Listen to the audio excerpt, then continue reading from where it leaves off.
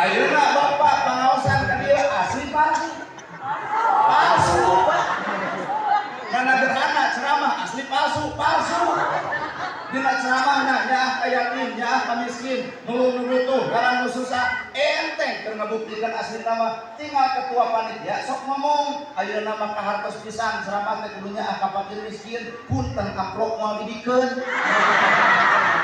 Kuring pananya, nah ama kita moal dibikeun, pancet salira kudunya ka fakir miskin, urang bagikeun we kana miskin aya di dieu. Kumaha cek kuring, geus ewe pangulang deui.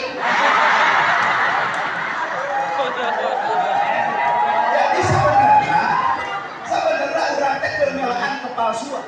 Aslinya urang teh saha atuh mata hirup ieu tiung saragam palsu, baju saragam palsu, mata keur naon tiung saragam baju saragam lamun hate teh saragam.